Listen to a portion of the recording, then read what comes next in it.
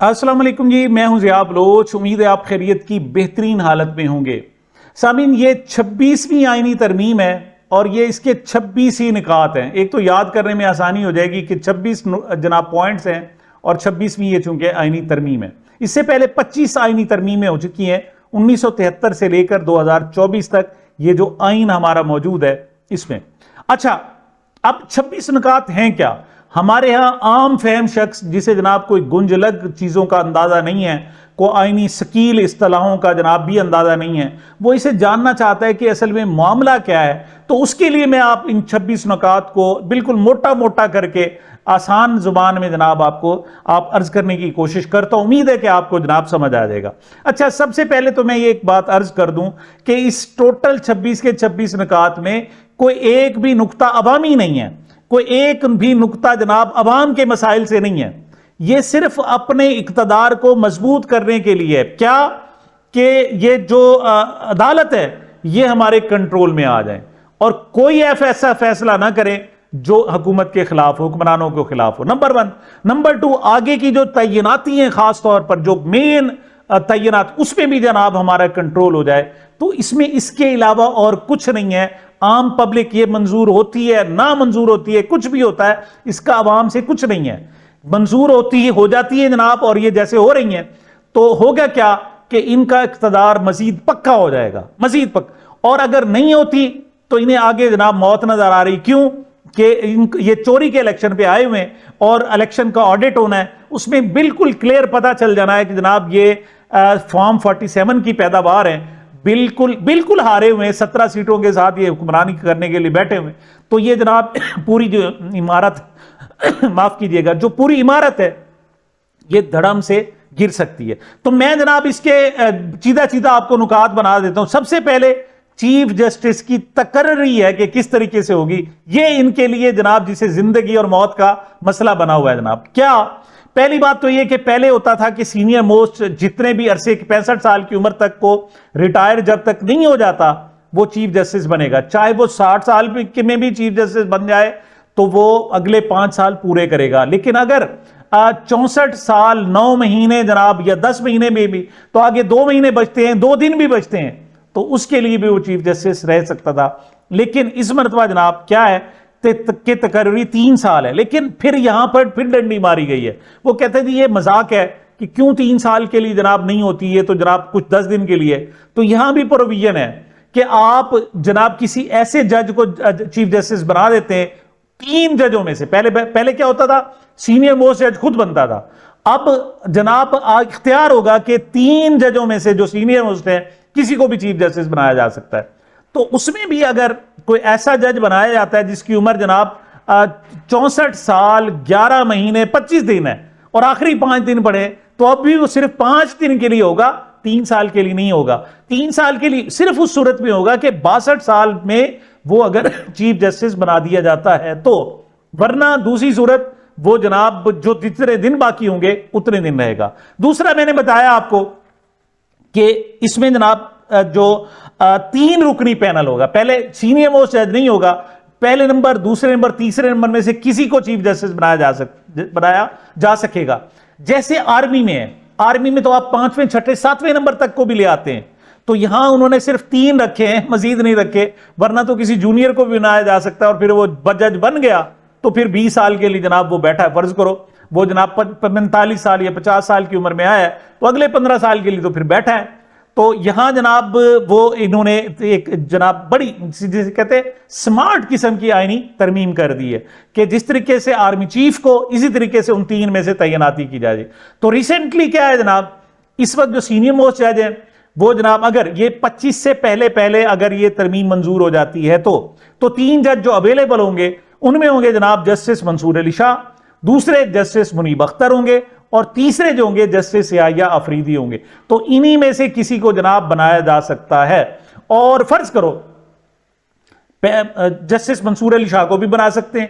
मिसाल वो कहें देखें जी हमने चाहे कानून साजी भी की लेकिन चूंकि सीनियर थे हमने उनको बना दिया, मतलब ये भी एक इम्कान मौजूद है। लेकिन जस्टिस मुनीब अख्तर को नहीं बनाते और इन दोनों को नहीं बनाते तो जस्टिस याहिया अफरीदी बनेंगे और इनके पास कोई चारा नहीं है। लेकिन जस्टिस याहिया अफरीदी चूंकि अपराइट जज हैं वो जनाब, बिल्कुल वो इस कंट्रोवर्सी में नहीं आते, और वो कहते हैं जनाब कि मैंने जज इनकार कर देते हैं चीफ जस्टिस बनने से, तो फिर इनके पास जस्टिस अमीनुद्दीन खान होंगे जो चौथे नंबर पे ऑटोमेटिकली जनाब उसमें आ जाएंगे। तो यहां जस्टिस तकर्री जो है सबसे बड़ा मसला है। अच्छा, जजों की जो तकर्री है अब वो 12 रुकनी पार्लिमानी कमेटी करेगी जनाब। ये पहले क्या होता था, पहले जनाब जो जुडिशियल कमीशन, अब पार्लिमानी कमेटी, किसमें 8 उसमें रुकने कौमी असम्बली होंगे और 4 जो है सेनेट के होंगे।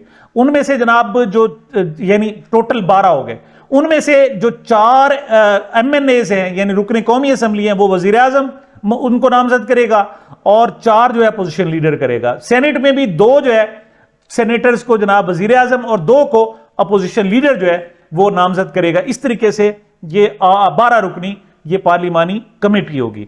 अच्छा जी, आईनी बेंच जो होगा जनाब, जिसपे बहुत शोर किया जा रहा है, हर सूबे से बराबर की नुमाइंदगी होगी। ये नहीं होगा कि जनाब चारों जज बलूचिस्तान से ले ले, चारों सिंध से या पंजाब से ले। पंजाब की चूंकि आबादी ज्यादा है, यहां जजेस भी ज्यादा होते हैं, तो लेकिन वो कहते हैं जनाब इस मरतबा जो आईनी बेंच बनेगा उसमें हर सूबे की बराबर नुमाइंदगी। अब बिलावल साहब के पास कुछ और नहीं बना तो वो कहते हैं देखिए जी, सुप्रीम कोर्ट में 1 यूनिट था, मैं जनाब बराबर की नुमाइंदगी दिलवाने जा रहा हूं, बराबर की नुमाइंदगी।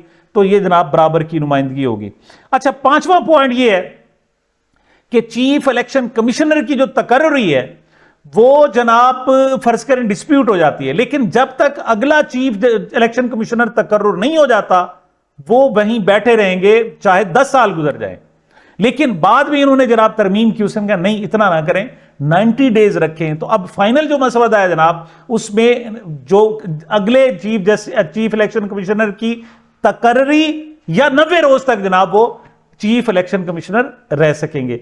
ये जनाब 5वां पॉइंट था। अच्छा, छठा था जनाब 184 के तहत अज खुद नोटिस का इख्तियार।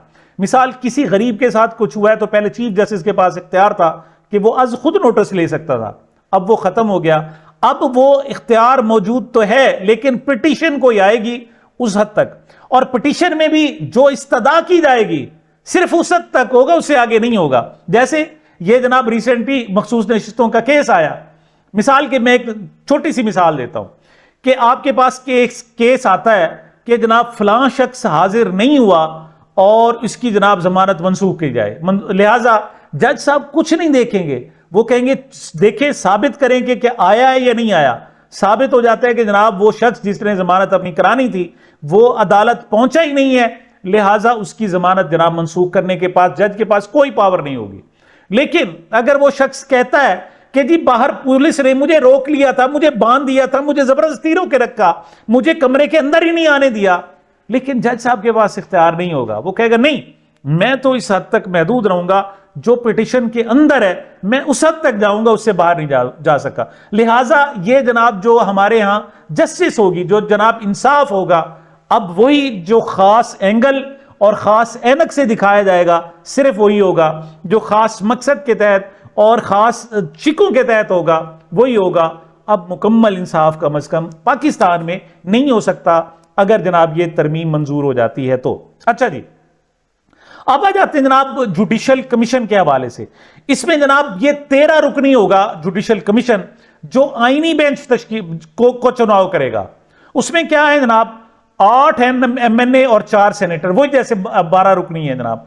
तो इसमें जनाब क्या है कि जुडिशियल कमीशन में 12 रुकनी होगा, 8 MNA होंगे, उसमें 4, वही तरीकाकार कि जनाब 2 उधर से सिलेक्ट होंगे। लेकिन जो जुडिशियल कमीशन होगा वो 13 रुकनी होगा। उसमें जनाब सबसे पहले चीफ जस्टिस जो उसका सरबराह होगा, नंबर 1। नंबर 2 जनाब उसमें 4 जज होंगे सुप्रीम कोर्ट के, लिहाजा टोटल 5 जज जुडिशियल कमीशन में होंगे। 4 चूंकि जज लिए जाएंगे तो 4 ही अरकान पार्लियामेंट होंगे। उसमें जनाब 2 जनाब सेनेटर और 2 अरकान कौमी असम्बली, उसी तरीके से एक एक नामजद करके उसको वो भेजेंगे। तो 4 जज, ये 4 4 8 और एक चीफ जस्टिस 9 हो जाएंगे। 10वां जनाब एक रिटायर्ड जज उसमें शामिल होगा, वो भी साहब हुकूमत अपना बंदा ही लगाएगी, किसी और को तो नहीं, तो वोट बढ़ जाएंगे। दूसरा वफाकी वजीर भी उसका हिस्सा होंगे जनाब, ये एक और वोट, 2 वोट बढ़ गए। तीसरा जनाब जो बार काउंसिल का नुमाइंदा है वो भी साहब जाहिर है जो हुकूमत का होगा। तो इस तरीके से जनाब 13 में से 8 जो अरकान है वो जनाब हो जाएंगे हुकूमत के और बड़ी आसानी से किसी को भी चीफ जस्टिस लगाया जा सकेगा जो हुकूमत चाहेगी। ऐसा नहीं होगा कि बाहर से हो। पहले ये होता था, जो पहली तरमीम आई थी उसमें तो बड़ा आसान था। उन्होंने कहा जी, बिलावल भुट्टो साहब ने जो दी, उसने कहा जी वजीर आजम एडवाइस भेजेगा, सदर कर देगा, मतलब बात ही खत्म होगी। अब पार्लिमानी जनाब जो जुडिशल कमीशन बनाया गया है उसमें नुमाइंदगी तो है अपोजिशन की, लेकिन बहुत कम है। सवाल ही पैदा नहीं हो सकता कि उनका आ जाए, लिहाजा वन मैन शो होगा। और यह है दर हकीकत इदारों को अपने कंट्रोल में करने की ख्वाहिश, जिस पर जनाब पीटीआई को एतराज है। अब वो ये कहते हैं कि नहीं, बराबर की नुमाइंदगी हो, ताकि फिर उनमें से भी ये होगा कि बाज़ औक़ात कोई एक रुकन पार्लियामेंट आप हुकूमत का अपोजिशन का हुकूमत में चला जाए तो फिर भी वहां पांसा पलट सकता है या कायल कर लिया जाए। तो यहां तो जनाब 8-5 का फर्क है, आप 2-3 बंदे भी जनाब इधर उधर कर देते हैं तो फिर भी फर्क नहीं पड़ेगा। जो जुडिशल आईनी जनाब बेंच होगा उसका जो सरबराह और जजेस होंगे वो हुकूमती मर्जी के होंगे और उसके बगैर कुछ भी नहीं हो सकेगा। जब हुकूमती मर्जी के जज होंगे तो वो अपनी मर्जी से जनाब वो चलेंगे, हुकूमत की मर्जी के मुताबिक चलेंगे, कुछ और नहीं कर सकेंगे। अच्छा जी, इसी तरीके से इस्लामाबाद हाई कोर्ट का जो है वो भी उन्होंने तब्दील कर दिया है कि पहले जनाब जो सीनियर जज थे वो बैठकर अपने जज को जनाब सिलेक्ट कर लेते थे, लेकिन इस मरतबा उनमें जनाब एक वकील भी होगा और एक जनाब और बार का नुमाइंदा भी होगा। ये इस्लामाबाद हाई कोर्ट के हवाले से। अच्छा, एक और जनाब जो एडवाइस है, मतलब कोई जो कैबिनेट की तरफ से कोई भी एडवाइस वजीर आजम या सदर के पास जाती है उसको कोई चैलेंज नहीं कर सकेगा।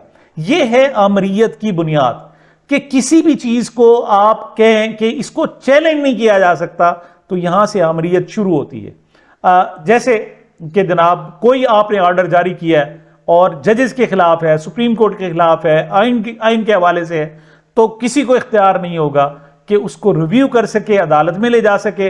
ये तब होता है जब आपके पास दलील खत्म हो जाती है, तो फिर इस किस्म का आमराना कानून बनाते हैं कि इसको कोई चैलेंज नहीं कर सकेगा।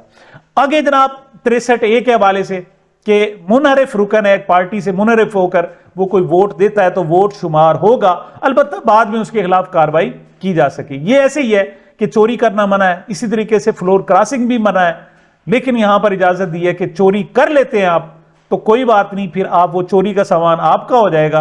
हाँ, बाद में आपके खिलाफ देखेंगे कि कार्रवाई बनती होगी तो करेंगे, वरना नहीं करेंगे। वो चोरी का सामान आपसे वापस नहीं लिया जाएगा, चाहे आप पकड़े जाएं ना पकड़े जाएं, कुछ भी हो, वो चोरी आपके जायज हो गई। तो फ्लोर क्रॉसिंग भी जनाब चीफ जस्टिस काजी फाइज ईसा साहब की मोहब्बतों के नतीजे में अब जायज हो जाएगी, क्यों पहले वो जनाब फैसला भी दे चुके हैं और अब बाकायदा ये 2/3 अक्सरियत से आइन में बात शामिल हो जाएगी, लिहाजा इसको बाद में निकालना बहुत ही मुश्किल हो जाएगा। इसी तरीके से एक और है जनाब कि पहले ये होता था कि सूबाई असम्बली में एडवोकेट जनरल जो है वो नुमाइंदगी करते थे, कोई अगर कुछ वजाहत देनी होती थी। अब वो कहते हैं कि नहीं, वो तो नुमाइंदगी करेंगे सो करेंगे, जो साथ उनके एडवाइजर हैं वो भी जाकर वहां उनकी नुमाइंदगी कर सकते हैं, सवालात के जवाब दे सकते हैं, वजाहतें दे सकते हैं, या कुछ भी कर सकते हैं। इस टोटल को जनाब आप पैकेज को दे, इसमें कुछ शिकें ऐसी भी हैं जिनको अभी तक सामने नहीं लाए, और हुकूमत का ट्रैक रिकॉर्ड यही कहता है कि ये बदनीयती से जो मसवदा पास कराएंगे वो कुछ और होगा। अब ये पीटीआई वालों पर डिपेंड करता है कि वो क्या लाए अमल। अगर छोड़कर बाइकआउट करके चले जाते हैं तो फिर तो मर्जी होगी इनकी, जो मर्जी करें, फिर गिनती भी इनकी मर्जी से होगी वहां, और मसवदा कोई भी फिर मंजूर कर ले, वो कहेंगे जी हमने तो ये मंजूर करवाया था।